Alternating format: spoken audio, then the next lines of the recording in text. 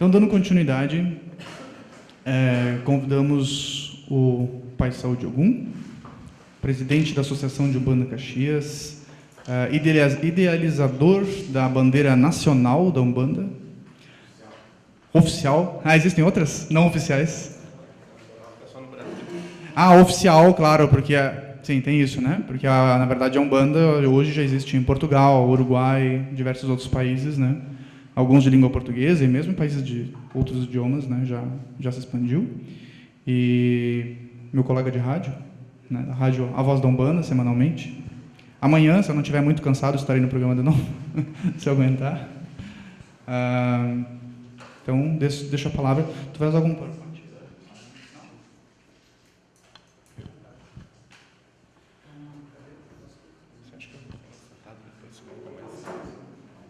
Eu só quero externar minha satisfação de poder estar aqui hoje, em nome da Associação de Umbanda Caxias e de todas as instituições que são associadas à associação, todos os templos, tanto de Umbanda como de matriz africana aqui em Caxias do Sul e região.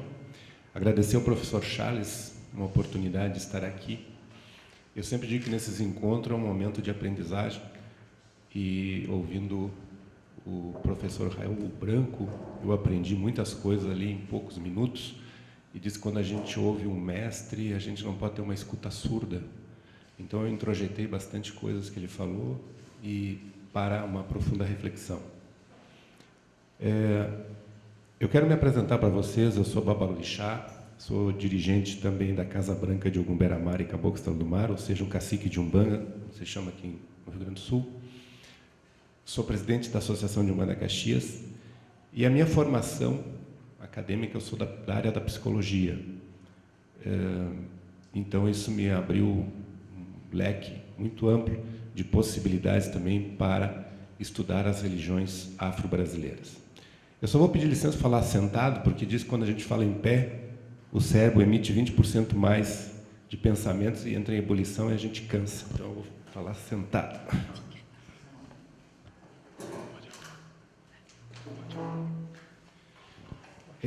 Eu fui convidado para trazer alguma coisa sobre o Batuque do Rio Grande do Sul. É uma religião que ela é fragmentada, né? Eu digo assim, o Batuque no Rio Grande do Sul tem várias roupagens. Nós temos aqui, por exemplo, a nação, são conhecidas como nações de Cabinda, Oió, o Jeje e o Jexá.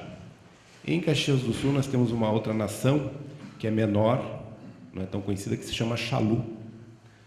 Mas para adentrar nessas instâncias, que para mim são instâncias do sagrado, que são as religiões de matriz africana, que são os afros gaúchos, as religiões de matriz africana, no Rio Grande do Sul, se a gente falar um pouquinho da cosmovisão africana, como nós entendemos aqui. Junto com a vinda dos negros africanos, mesmo em condições subhumanas, escravizados, para o Brasil, junto com eles vieram toda a sua tradição, toda a sua cultura.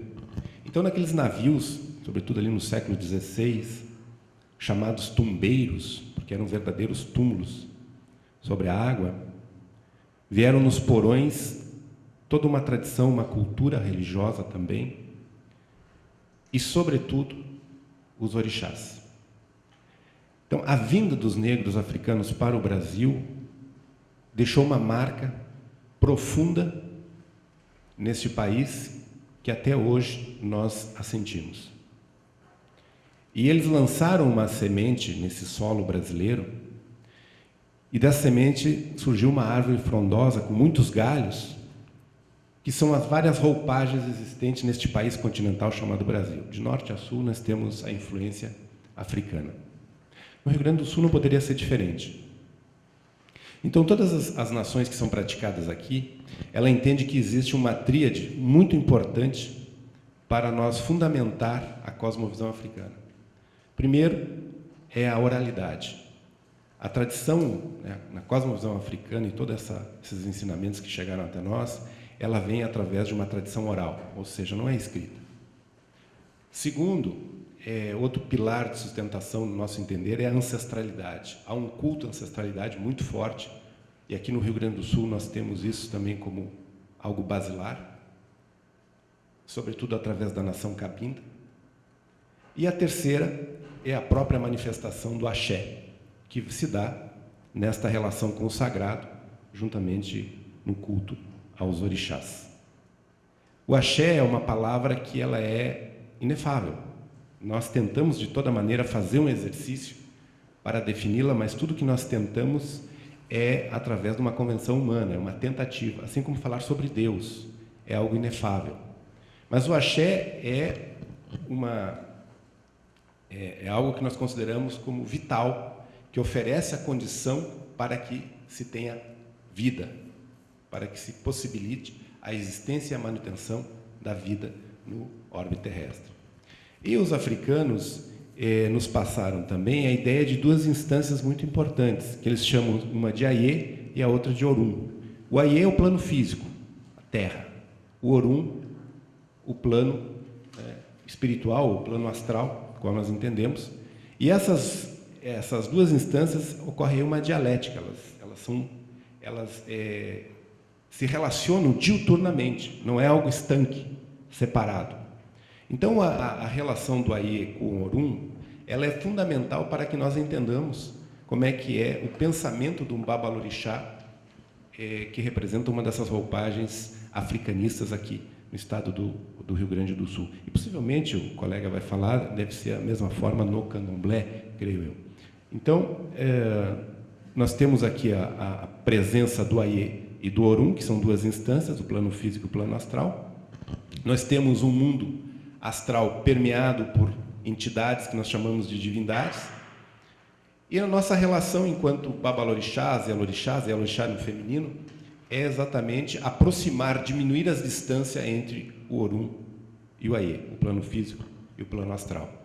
E importante dizer também que o corpo tem uma presença muito importante para a cosmovisão africana. O corpo não é considerado algo mundano, só das coisas do mundo, ele é considerado algo sagrado. Por isso o orixá, ori, cabeça, chá, nós definimos como guardião, que é uma palavra também inefável, por mais que nós tentamos esgotá-la, não tem como, mas nós chegamos a um consenso, que orixá é algo que está em nós. Existe na teologia o entendimento de que a noção de pessoa humana parte a partir do momento em que surge a majestosa figura de Jesus Cristo.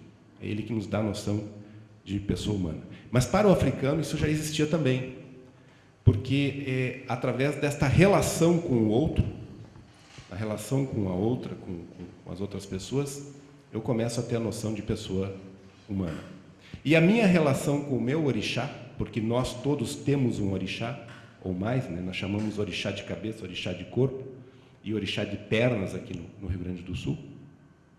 Nós temos uma relação desde o momento em que nós somos concebidos com este orixá, ou seja, nós somos predestinados a vir já com um determinado orixá, com um determinado ajuntó, e com todos os outros orixás satélites, porque na verdade nós somos filhos de todos, para desempenhar a nossa caminhada, a nossa missão aqui no Aie, no orbe terrestre. Então a nossa relação com o orixá já começa muito antes mesmo do nascimento. E quando nós nascemos, nós já trazemos no nosso DNA mental, no nosso DNA físico e espiritual, toda a nossa relação que ela vai ser também diuturna com esse orixá que nós trazemos na nossa genética. E essa relação ela vai se construindo. Por isso que as religiões de matriz africana, ela não se inicia, não há como iniciar-se no sagrado pelo intelecto. A gente inicia pela revelação, ou seja, através do axé. É no contato, na experiência que nós vamos desenvolvendo uma relação verdadeira com o nosso orixá, com os nossos orixás e também com a nossa ancestralidade. Importante dizer, o orixá é uma divindade que nos acompanha, mas mais importante que o orixá é o ori, que é a nossa cabeça.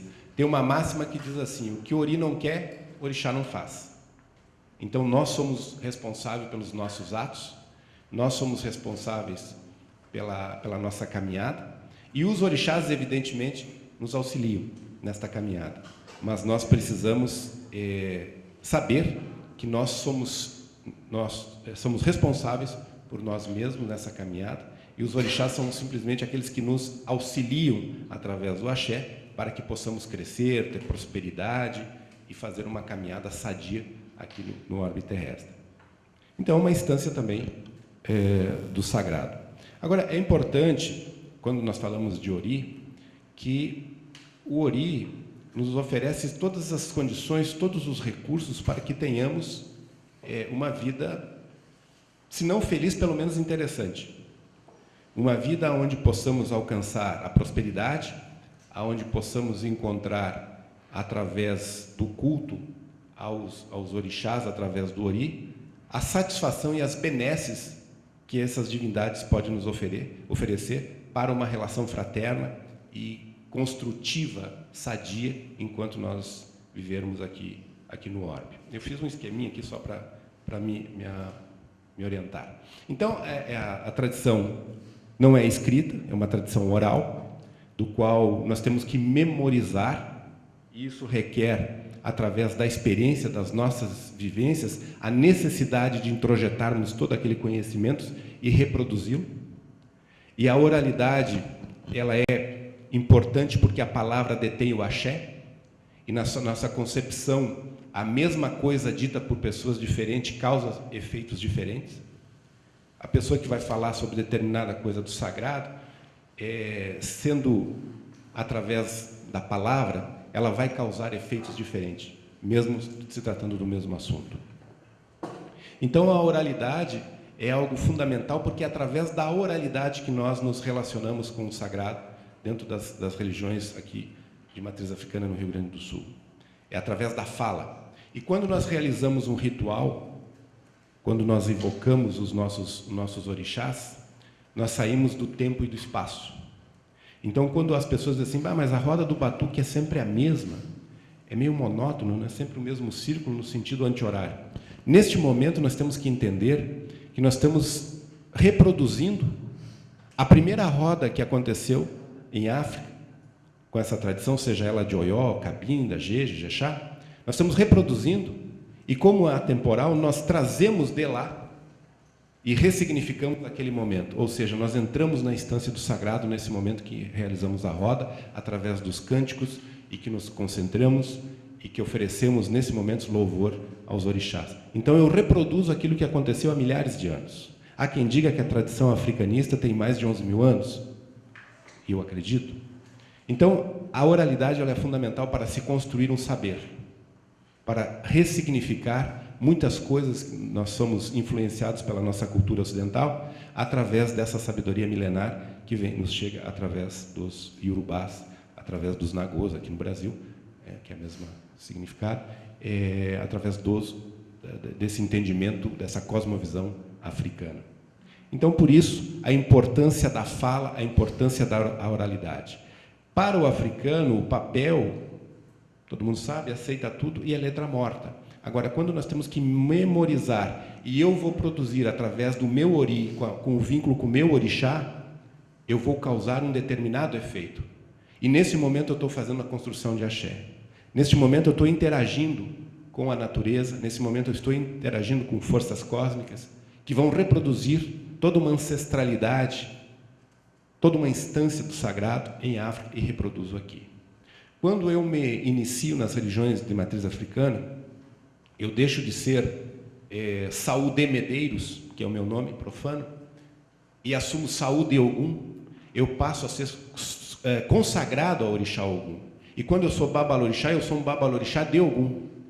E quando eu assumo o nome de Ogum, eu estou, na verdade, me ligando ao clã de Ogum em África. Eu estou me ligando à ancestralidade de Ogum. E, portanto, eu trago todas as suas qualidades e todos os seus desafios. E eu tenho que reproduzir, eu vou ser também um porta-voz deste axé enquanto estiverem encarnado, porque eu assumi um compromisso com essa instância em África. Então, a oralidade é uma das estruturas fundamentais do africanismo para nós aqui no Rio Grande do Sul. A outra instância, eu falei, é a ancestralidade. Por que ancestralidade? Porque através da ancestralidade nós também ressignificamos as nossas vidas atuais. Eu trago o passado para o presente para mudar o futuro. Então, através do meu passado, eu conheço os meus ancestrais e eu rogo a eles, que eles estão numa condição já no Orum, eu rogo a eles para que eles me auxiliem a ressignificar o presente para trazer um futuro melhor. Se eu tenho problemas familiares, eu posso me socorrer dos meus ancestrais para ele ajudar. Porque, às vezes, vocês sabem que numa família se repete, se reproduz vários problemas durante gerações e gerações. Então, quando eu tenho esse culto ancestral, eu posso pedir este auxílio para que eles me ajudem a ressignificar este momento e também tornar a minha família melhor. E as coisas que eu preciso também com mais sabedoria, com mais sapiência. Eu recorro à ancestralidade. Então, eles também me ensinam muitas coisas. E a questão do axé, que o axé é o princípio vital, e o axé está em tudo, nós temos a necessidade de produzir algo. Talvez isso vá ao encontro de Heidegger, né? Filósofo alemão que dizia o vir a ser, o Dasein, quer dizer, eu tenho que me tornar algo, eu tenho que fazer algo, eu tenho que significar algo na minha existência. Não basta só ser, eu tenho que significar isso. E o axé nos propicia a condição de nos relacionarmos com essas divindades, com o meu semelhante, com a natureza, e oferecer para a minha vida condições interessantes para o crescimento, para a minha ampliação de consciência. Para nós, africanismo, a questão da evolução é uma palavra que nos causa uma certa ojeriza, porque nós entendemos que evolução, né, biologicamente, parece que ocorreu pouco nesses milhares de anos. E segundo, que uma pessoa pode estar na UTI e evoluir para a morte. Nós temos mais a ideia de ampliação de consciência, ou seja, melhorar a minha capacidade espiritual de perceber os meus semelhantes. E através do africanismo, assim como a Umbanda, tem algo que me lembra muito Martin Buber, né? Um filósofo judeu, que ele diz assim, o sentido de existir o eu e o sentido de existir o tu é para formar o nós. E o nós é que dá significado. Então, nas religiões de matriz africana, assim como na Umbanda, a necessidade do nós ela é muito importante. Então, com esse viés, né, de ampliação de consciência, eu tenho que perceber o outro, como dizia Levinas, enxergar na face do outro a presença da divindade, seja ela qual for, não só a figura de Olorum, né, que Olorum é o Deus Supremo, e as pessoas acham que as religiões de matriz africana, só para fazer uma nota de rodapé, elas são politeístas. Conforme o sentido, até pode se dizer que sim, mas isso não quer dizer que não se cria em uma divindade superior. Para nós é o Olodumare, o Olorum, que é o Deus Supremo. Tanto que existe uma máxima, uma placa na Nigéria, que diz assim, só existe um rei, este rei é Olorum. Então há a crença numa divindade superior. Mas não é objeto de culto. Nas religiões de matriz africana, Deus não é objeto de culto, e sim os orixás.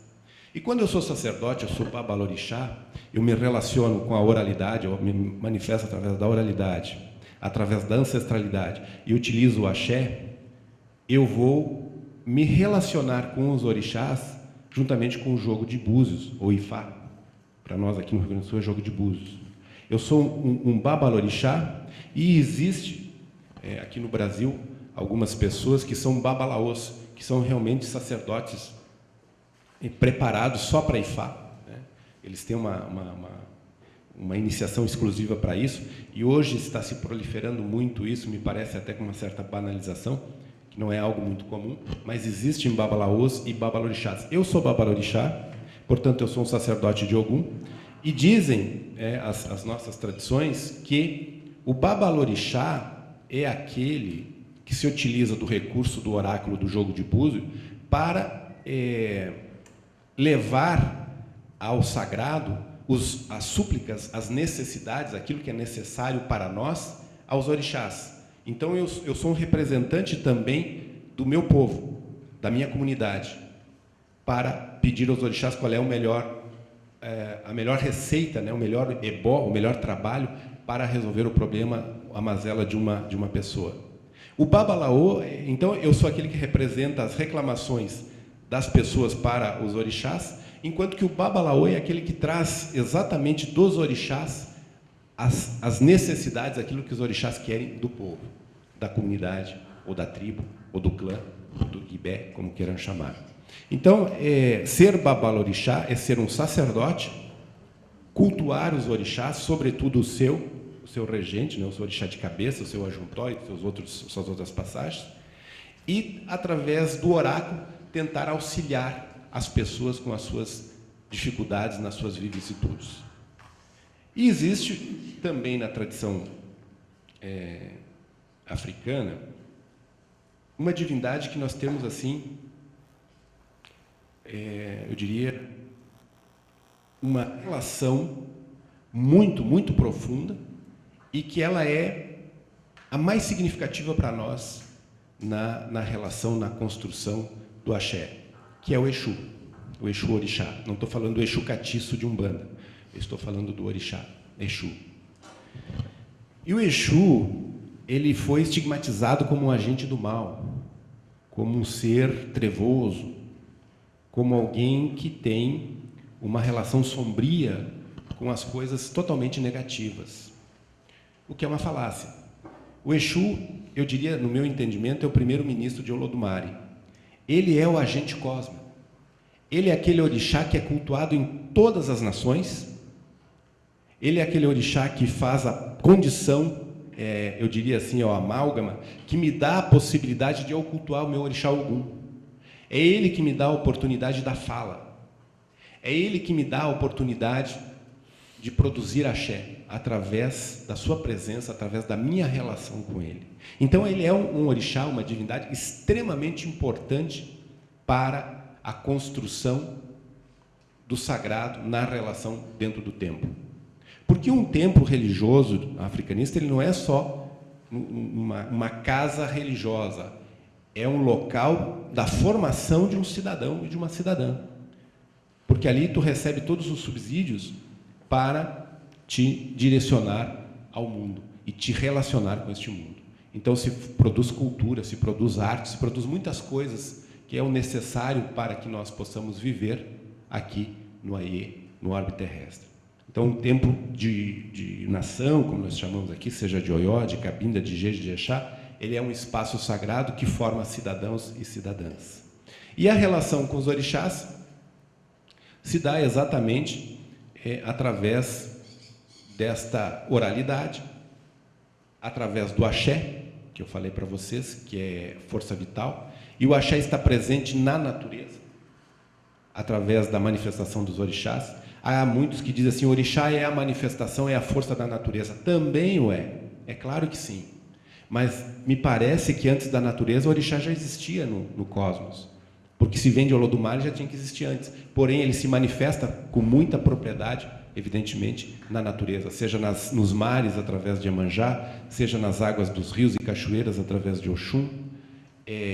Na terra, com o próprio Exu, o Ogum, que é um orixá também ligado ao ferro, mas a terra, telúrico, ossanha. Então, são vários orixás que se manifestam na natureza.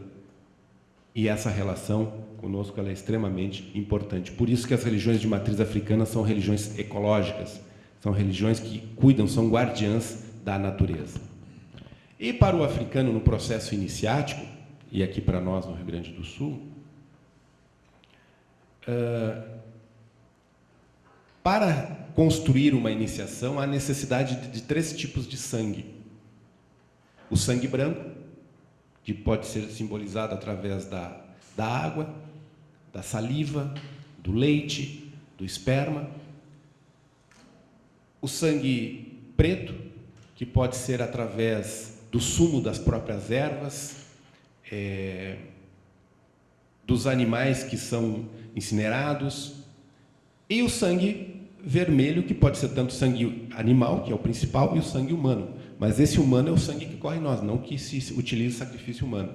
E é através desses três sangues é que se promove uma relação do axé e a iniciação nas religiões de matriz africana. Então, são religiões que usam o sacrifício para o processo de iniciação e assentamento, como a gente diz, no ocultar de determinados orixás. E na Umbanda, por exemplo, não há, com a Umbanda original do Zélio Fernandinho de Moraes, não há a utilização do sangue vermelho, ou seja, o sangue animal não é utilizado na Umbanda. A Umbanda, o único sacrifício que ocorre é o sacrifício vegetal.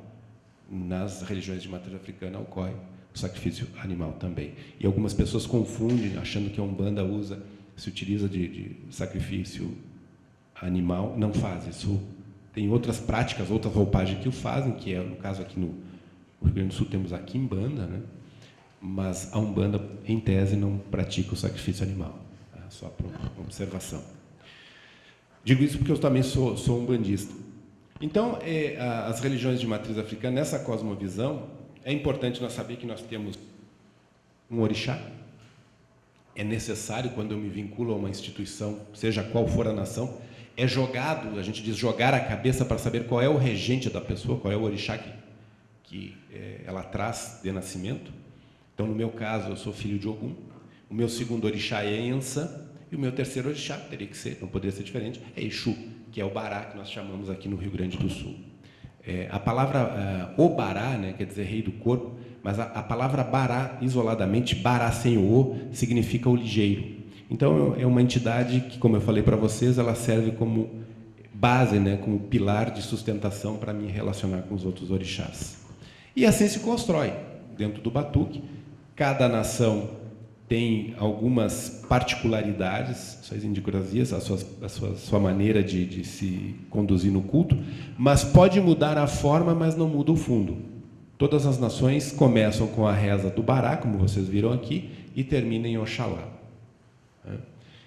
E existem essas 4 nações presentes no Estado, que são tradicionais, que eu falei para vocês, que é o Oió, a Cabinda, o Jeje e o Ijexá, muito embora já estejam havendo fusões. Eu, por exemplo, eu sou feito do Jeje com Ijexá, existe Cabinda com Oió, mas essas são as 4 nações importantes que tem no estado do Rio Grande do Sul. E o batuque do Rio Grande do Sul, não poderia também ser diferente, inicia com a chegada de negros ao porto de Rio Grande. De Rio Grande eles migram para Porto Alegre, e é um personagem muito importante aqui no Rio Grande do Sul, que eu diria que é a base da construção do batuque, que é o Príncipe Custódio. Era uma figura importante que estava sob o jugo do Império Inglês e recebia uma pensão da coroa inglesa, e ele escolheu o Brasil para ficar, e aí ele foi desenvolvendo, ele era de Chapanã, foi desenvolvendo algumas tradições importantes aqui no estado do Rio Grande do Sul, de matriz africana. No meu caso, quando eu digo, por exemplo, que, no meu entender, o fenômeno religioso mais expressivo que aconteceu no Brasil no século XX foi a Umbanda, em 1908, através de Zélio Fernandinho de Moraes. Para mim é um momento... se o Espiritismo no século XIX foi um evento marcante através de Allan Kardec, no século XX a Umbanda surge como um grande fenômeno importante no Brasil. E de uma categoria, que eu diria assim, não com essa expressão, nós temos no Rio Grande do Sul a figura do Príncipe Custódio, e creio que no Rio de Janeiro nós podíamos falar de Joãozinho da Gomeia, não sei. Me parece uma figura extremamente, que foi um diferenciador, assim, foi um divisor de águas em relação à prática do africanismo, por colocar ele na vitrine, né, e mostrar um lado muito interessante, muito bonito dessa prática religiosa. Não entrando, claro, na Bahia, que teve Ielorixás de altíssimo nível, como tem hoje a Mãe Estela de Oxóssi, mas toda uma tradição que nós temos que respeitar. Então, o africanismo no Rio Grande do Sul ele se comporta desta maneira. Relação com o sagrado se dá exatamente através do ritual. Não tem como, é só rezar. Nós temos que praticar e rezar o tempo todo. O axé é fundamental, ele é construído através dos ebós. O que é um ebó? É quando se usa a pipoca, quando se usa a canjica, quando se usa o sacrifício animal. Tudo isso está relacionado diretamente ao axé. Através desse fenômeno, nós nos relacionamos com essas instâncias e buscamos os nossos objetivos. Agora, o que é importante dizer, que é um princípio básico, hoje o Batuque no Rio Grande do Sul, ele se estrutura como uma instituição religiosa, e se é uma instituição religiosa, evidentemente só pode fazer o bem. Então, essa ideia de que o Batuque pode fazer o mal, o orixá não está aí para isso. Não é essa a ideia. O orixá, como instância do sagrado, divina, como eu falei para vocês, uma divindade, ele não vai de forma alguma querer nos lesar. E não vai estar aí à disposição, barganhando para receber oferendas ou axés para lesar alguém. Todas essas religiões, elas têm o princípio de crescimento, o princípio de nos melhorar.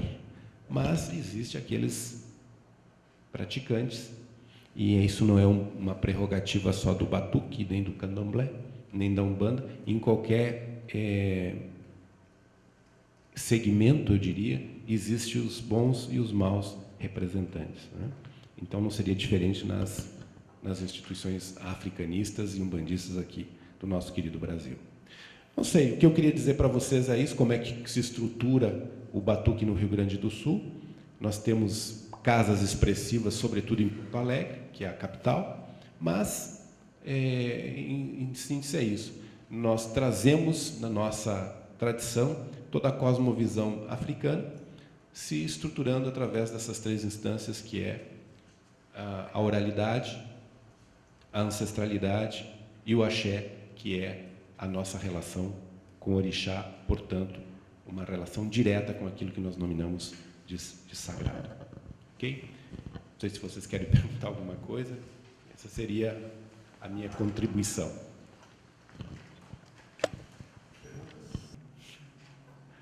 Todo mundo quieto? Não? Rafa.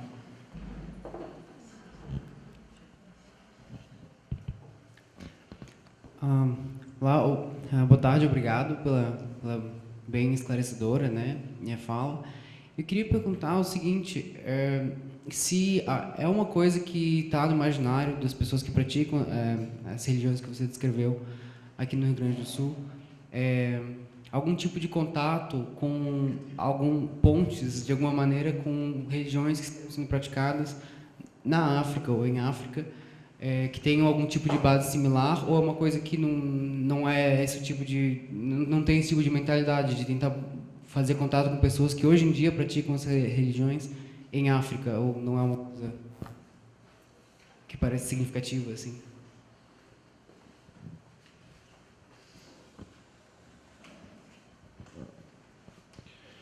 Existe hoje no Brasil, de algum tempo para cá, muitos babalorixás e alorixás foram na Nigéria, né, como exemplo, para buscar algumas raízes e aprofundar os seus conhecimentos.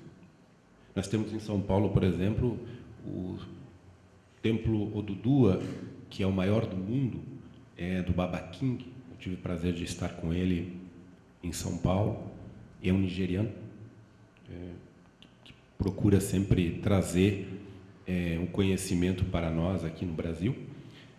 Mas eu vou te dizer, existe a manifestação muito forte ainda em África, e a Nigéria, que tem uma população aproximada de 140 milhões de habitantes, 25 milhões se dizem Urubá.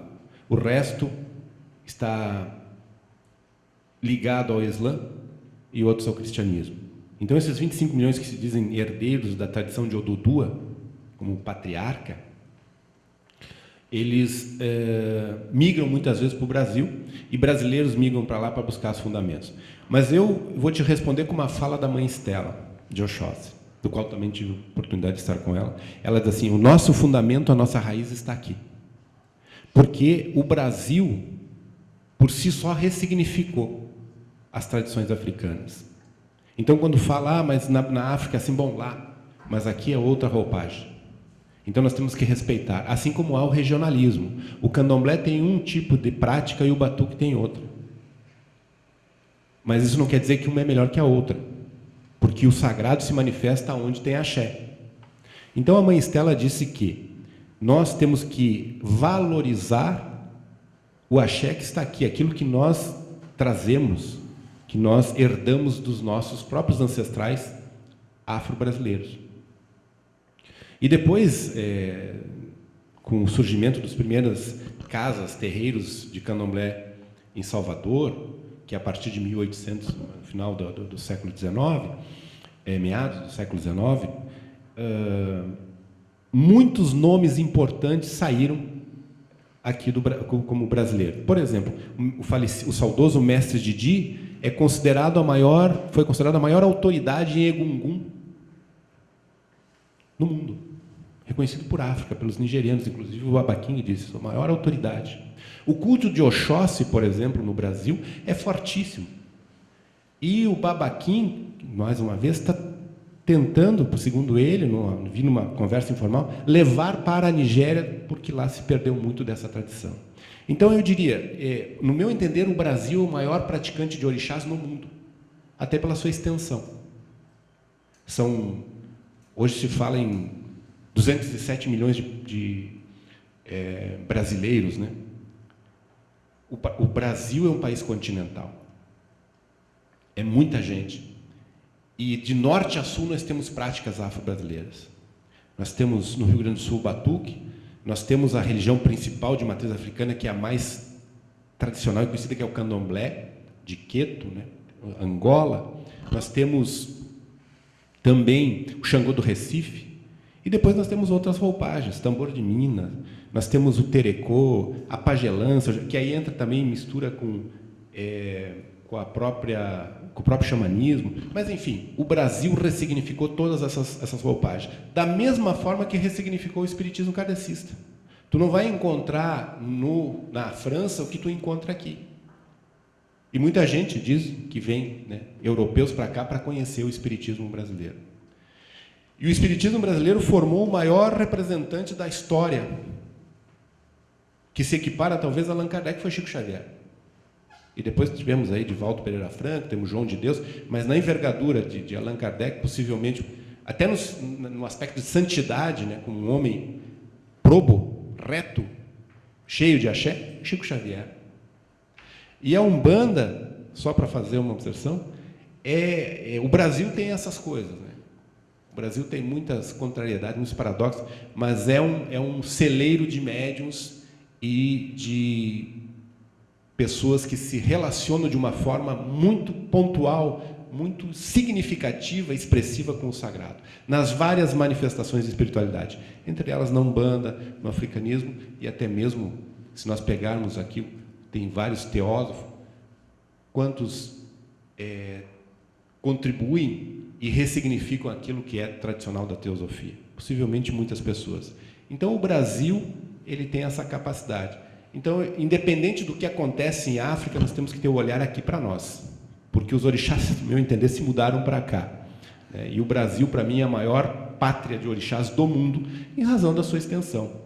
E não sei se você sabe, o estado que mais pratica o afro-umbandismo é o estado do Rio Grande do Sul, pelo número de casas, que é um absurdo.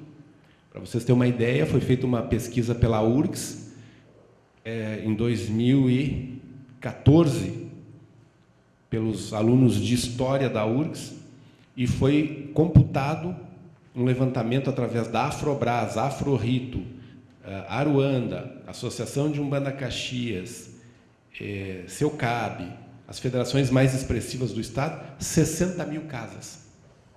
Enquanto que na Bahia é em torno de 4.600. É um número expressivo. Isso está feito por pesquisa.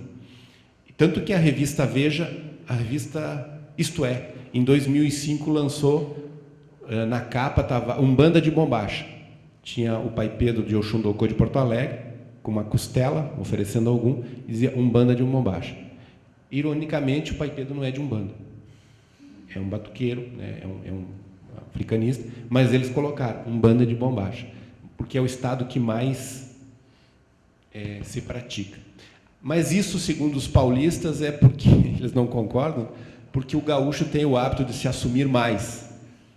Porque no estado que tem 45 milhões de habitantes, como o estado de São Paulo, eles não acreditam que tenha menos casas que o Rio Grande do Sul, que tem perto de 11 milhões de habitantes. Mas, enfim, as estatísticas mostram que sim.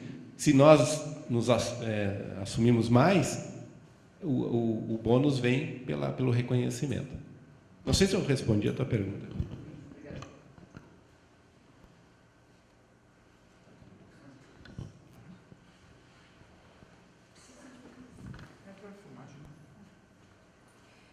Boa tarde.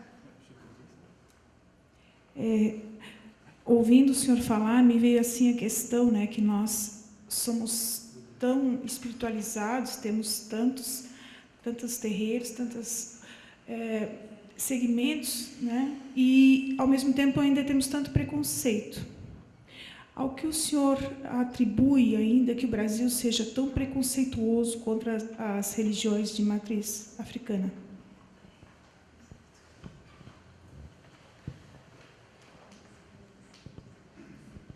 Obrigado. Olha, para mim, o preconceito é filho da ignorância. É filho direto da ignorância. Por estigmas e por uma mídia que diuturnamente nos bombardeia, e os maiores terreiros que, entre aspas, né, tem se manifestado por quantidade de entidades, é a Igreja Universal.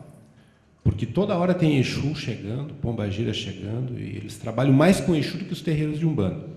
Então, na verdade, eles criaram uma cultura que nos estigmatizaram. E com esse olhar eurocêntrico, né, do mundo, tudo que é estranho é motivo para ser rechaçado. E a nossa cultura ela é perversa, porque o que se espera para te ser aceito? Que tu seja branco, católico ou evangélico, rico e hétero. Fora disso, tu já é estigmatizado. Então, tu imagina um cara que é um babalorixá negro, né, e gay. Só falta ser queimado, porque se espera exatamente que ele seja, né, que a população seja branca, que seja hétero, que se tenha, enfim, um sobrenome. E essa cultura se espalhou, e por ignorância, porque muitas pessoas que hoje frequentam, por exemplo, a Casa Branca, do qual eu sou dirigente, confessam, dizem assim, olha, eu tinha verdadeira ojeriza da Umbanda, por exemplo, mas a partir do momento que eu adentrei no terreiro, eu enxerguei algo diferente e a Umbanda me tomou. E hoje eu entendo como eu tinha um preconceito por ignorância, por não conhecer o que se tratava. E a quantidade de pessoas que adentram na Casa Branca é um templo muito frequentado, felizmente. A maioria é católico, que não são católicos, porque não praticam. Na Umbanda não tem como ser umbandista e não praticar. A pessoa diz assim, eu sou católico não praticando. Não é. Não pratica. Na Umbanda não tem como dizer, eu sou umbandista não praticando. Então, tu não é. E assim, a mesma coisa no africanismo. Então, há um ranço muito grande, porque nós estamos num país dito laico, mas com uma bancada evangélica. E existe evangélicos que nós respeitamos muito porque são extremamente sérios. É o caso dos batistas, por exemplo, só como um exemplo. Nós temos uma relação ótima com eles. Mas existem alguns segmentos neopentecostais que não nos respeitam, nos agridem. E isso cria, porque o universo deles, a quantidade de pessoas que adentram nesses templos é expressivo. Para te ter uma ideia, em São Paulo tem um templo que tem 24 mil lugares. Eu achei que era um shopping, eu estava a pegar um táxi e me disseram que era um templo evangélico.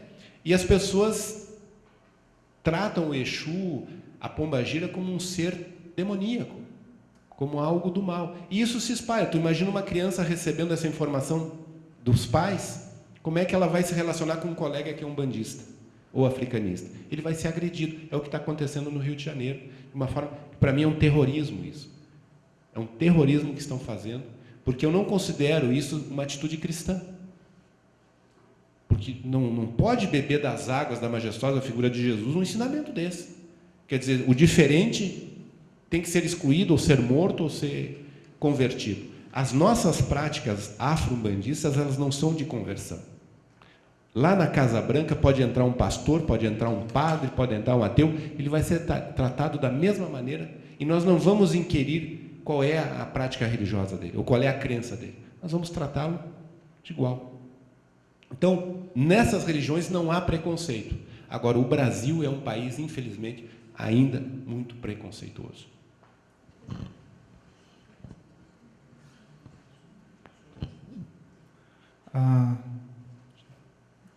Nosso cameraman.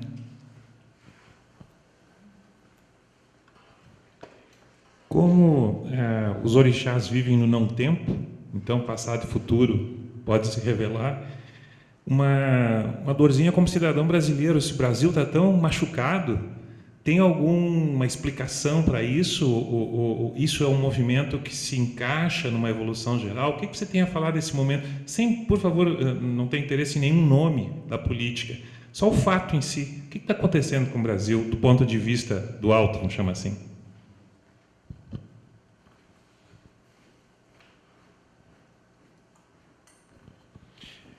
Como é teu nome? Joaquim. Obrigado, Joaquim. Evidentemente que me apresentei aqui como babalorixá, mas eu não me autorizo a falar em nome do alto, né?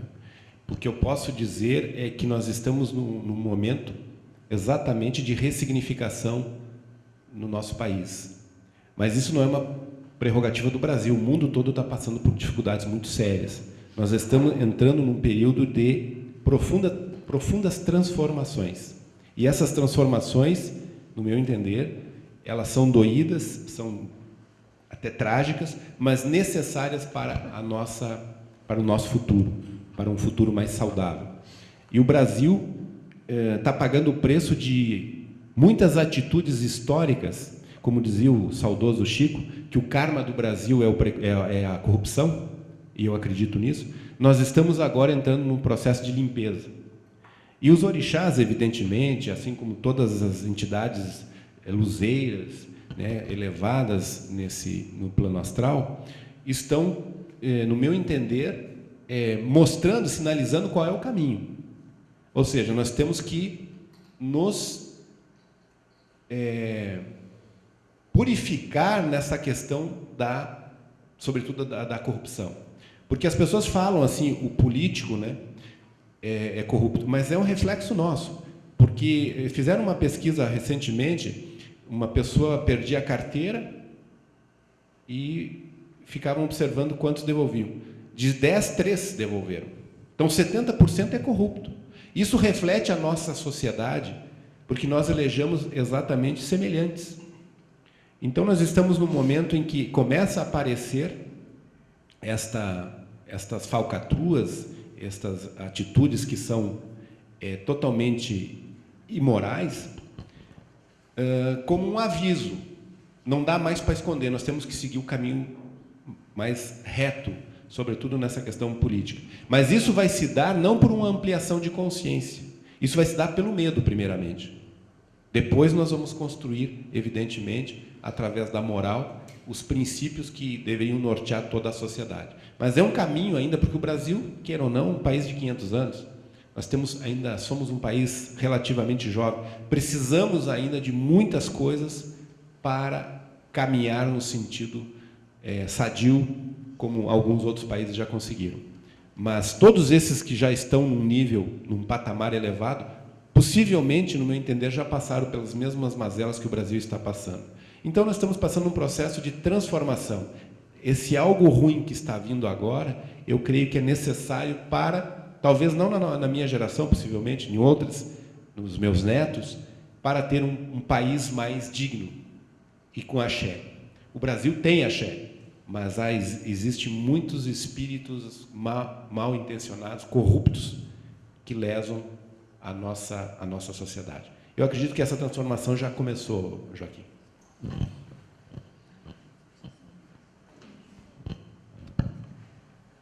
Pedro. Boa tarde, Pai Saul. Agradeço a oportunidade de estar aqui aprendendo e compartilhando essas suas ideias, né? A minha pergunta, na verdade, era relacionada sobre a Quimbanda. Então, a Quimbanda não entra nessas matrizes africanas. Então, essa seria a minha pergunta. Na verdade, seriam duas, né? Aproveitando a oportunidade. Eu conheço espiritismo, estudo há algum tempo já, né? E eu tinha uma dúvida, até o Charles a gente conversa, mas gostaria da sua opinião, né?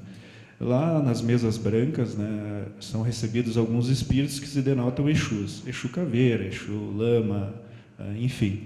E fazendo leituras e conversando com alguns irmãos aí de caminhada, eles disseram que o seguinte: não, aquele não é um Exu, ele se denomina dessa forma, né?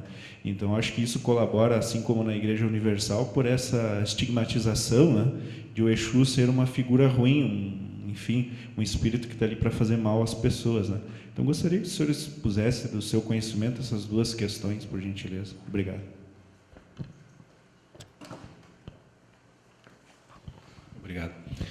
Bem, assim como existe a palavra Umbanda, que vem do dialeto quimbundo, que se coloca como aquela condição da arte de curar, a Umbanda no Brasil, ela transcende a isso. A palavra Umbanda, ela não esgota a própria Umbanda. A Umbanda é muito mais do que é dito em termos da terminologia, da semântica, né, da palavra que é quimbunda. A Umbanda, segundo o Caboclo das Sete Encruzilhadas, ela se define como uma manifestação do espírito para a caridade. Que espírito? Espírito de Deus, porque é o único capaz realmente de fazer a caridade. Porque nós temos ganhos secundários, sempre. Nós sempre fazemos algo já conscientemente pensando numa benesse, num reconhecimento, em alguma coisa, algum gozo, né? O termo quimbanda também é um termo quimbundo. E ele se fragmenta aqui no Brasil como uma prática especializada em lidar com entidades que não sejam da Umbanda. Porque a entidade da Umbanda é a mesma coisa chegar, eu dou esse exemplo, eu chegar para um delegado durante o horário de expediente e dizer: ó, está acontecendo isso, ele vai investigar e ele prende um criminoso. Aí de noite tu vê o delegado com capuz traficando. A entidade da Umbanda não faz isso. Quer dizer, não cabe. Então quem é da Umbanda é da Umbanda.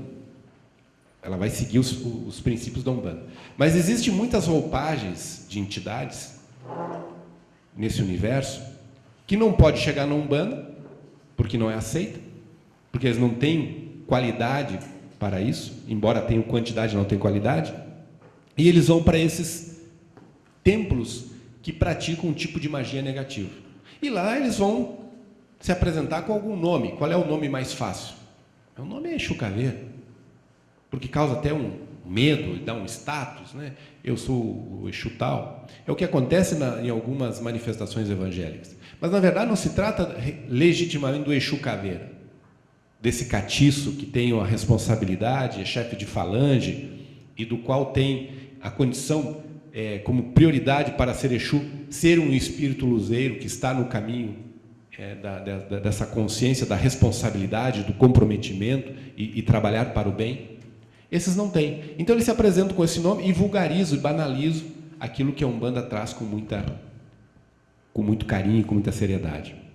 Isso se deu, a história, rapidamente para te ilustrar, quando o Zélio Fernandinho de Moraes, através do Caboclo das Sete Encruzilhadas, diz: ó, nós temos que criar uma federação de Umbanda no Brasil para legitimar essa prática e ter, pelo menos, algumas regras, ser canônica, a palavra canon é regra, vamos criar uma federação de Umbanda. Existia a chamada de macumba carioca, que é uma tradição fortíssima, é um instrumento, a macumba é um instrumento de uma madeira, que é muito parecido com o supapo gaúcho, e muitos desses praticantes que não eram ligados à Umbanda, para ter um alvará, para ter um registro, diziam: ó, lá o meu terreiro é de Umbanda. E as pessoas registravam. Só que, na verdade, não tinham iniciação à Umbanda, não tinham prática da Umbanda como era do Zélio Fernandinho de Moraes. E aí se espalhou, se proliferou, tudo em nome da Umbanda. Só que a linha que separa uma da outra é muito tênue. E as pessoas do leigo não conseguem diferenciar. Mas se tu pegar um terreiro de Umbanda clássico, como é que é o trabalho do terreiro de Umbanda? As sessões geralmente começam às 20 horas ou 20h30, termina às 22h30, no máximo 23 horas. Não se usa nos trabalhos cocaína, que a gente vê por aí, não se usa bebida ao exagero, o cigarro hoje na Umbanda foi tirado. Então, e os espíritos não vêm para falar bobagem, para né? O espírito não é uma entidade simplesmente um amigo, é uma entidade luzida que para trazer uma contribuição. Então esses outros irmãos menos avisados, que são desavisados, que maculam a imagem da Umbanda, eles praticam uma roupagem religiosa que trabalha tanto para o bem como para o mal, no sentido de lesar e tal. E aí essas entidades que nós chamamos de espíritos, são espíritos do plano astral que estão numa condição de obsessores, se manifestam, porque ali eles encontram hospedeiro, né, se hospedam ali, a condição de proliferar seus ensinamentos, que é o vício, tudo que foge à boa conduta. Mas aí é difícil, porque o cara bota uma placa lá, terreira de Umbanda, as pessoas vão. Mas, na verdade, a prática da Umbanda não existe ali. O que existe é uma prática clandestina de uma quimbanda, né, porque o termo quimbanda não teria nada a ver com isso, uma quimbanda que já se reconhece como uma instituição que serve ao desserviço, ao mal.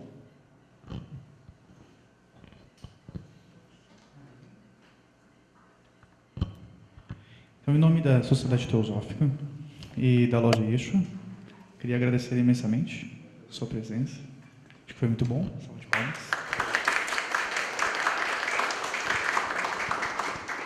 Agradeço a oportunidade. Claro que é um assunto tão amplo que não é numa fala que não vai conseguir esgotar, mas só para ter uma ideia. Vou ganhar um presente. Ai, 3 presentes dos nossos apoiadores. Nós separamos, a Loja de Yeshua separou um presente especial, Pai Saul, uma obra lançamento da Editora Teosófica, o verdadeiro trabalho da Sociedade Teosófica, que eu considero hoje, ela é uma obra que ela foi lançada acho que faz 2 meses, eu considero ela essencial para quem quiser conhecer o trabalho da Sociedade Teosófica, uma obra curta do Shri Han, nosso 5º presidente internacional, e é uma leitura bem agradável. E também a Bioshen e a Orquídea.